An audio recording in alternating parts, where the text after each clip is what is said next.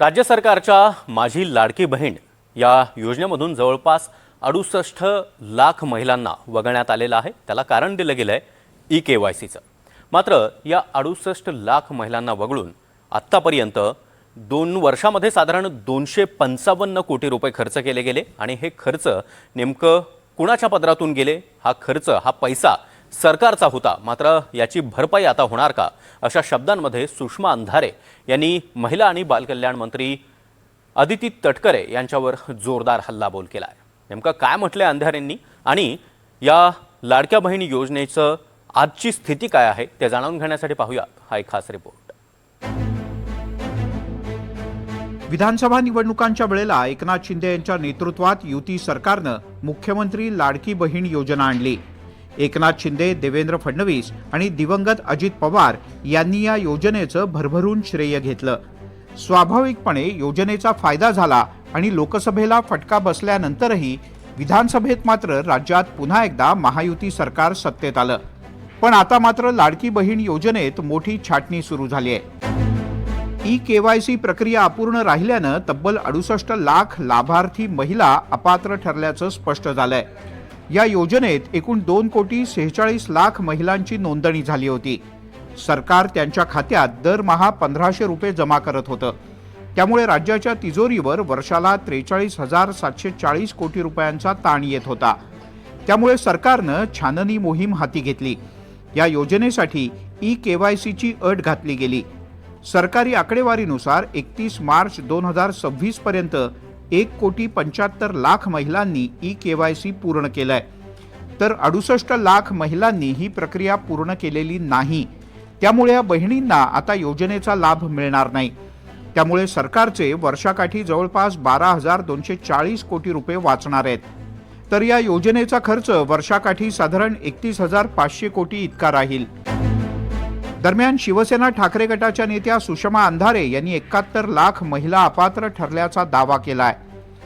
महिला आणि बालकल्याण मंत्री अदिती तटकरे यांच्यावर त्यांनी जोरदार निशाणा साधला। 71 लाख महिला एवढा आकडा आहे। 71 लाख म्हणजे हा प्रचंड मोठा आकडा आहे। 1 कोटीच्या जवळपासचा आकडा होतोय।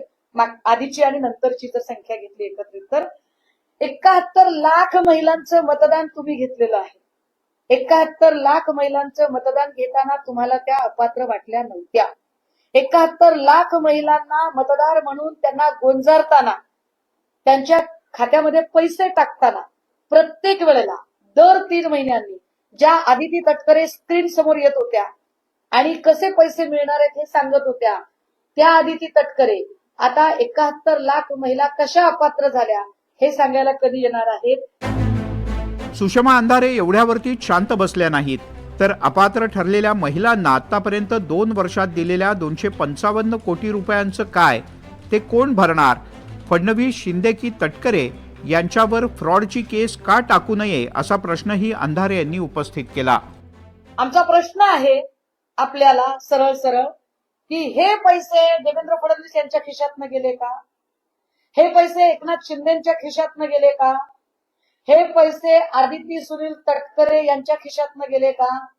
जर तुमच्या तिघांच्याही खिशातनं पैसे गेले नसतील तर या पैशाच्या जीवावर बॅनर लावायचा अधिकार तुम्हाला का होता? हे 255 कोटी 60 लाख रुपये तुमच्या तिघांपैकी भरणार कोण? जर इतरांवर आपण फ्रॉडच्या केसेस करत असू तर निवडणुकीच्या आधी एवढ्या महिलांना लाडक्या बहिणीचं आमिष दाखवून आता निवडणुका जिंकून झाल्यावर सगळ्या निवडणुका तुमच्या संपल्या, महापालिका संपली, जिल्हा परिषद संपली, नगर परिषद संपली, विधानसभा संपली आणि अचानक तुम्हाला 71 लाख महिला, आता तेही आम्हाला संशोधन करावं लागेल की या 71 लाख महिला कुठल्या अपात्र केल्यात तुम्ही?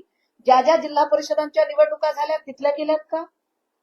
महापालिका क्षेत्रातल्या केल्यात का? म्हणजे हेही कळेल की तुम्ही निवडणुकीपुरते कसे इथल्या महिलांना वापरून घेता येतील।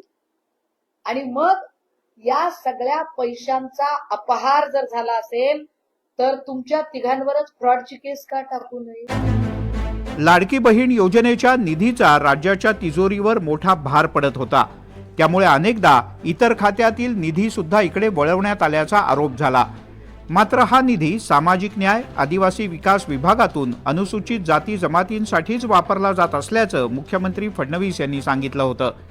ई-केवायसी प्रक्रियेवर बोलताना लाभार्थ्यांची अचूक ओळख पटवून अपात्रांना वगळण्याची ही प्रक्रिया आवश्यक असल्याचं आदिती तटकरे यांनीही स्पष्ट केलं. दरम्यान ई-केवायसी प्रक्रियेत चुका झालेल्या महिलांसाठी 31 मार्चपर्यंतची अंतिम मुदत आता 30 एप्रिलपर्यंत वाढवण्यात आली आहे. ही दुरुस्तीसाठीची अंतिम संधी असल्याचं तटकरे यांनी म्हटलंय. आता अंधारे यांनी केलेल्या आरोपांवर आणि विचारलेल्या प्रश्नांवर आदिती तटकरे किंवा सरकारमधले मंत्री काय उत्तर देतात हे पाहावं लागेल. Bureau report, NDTV Marathi.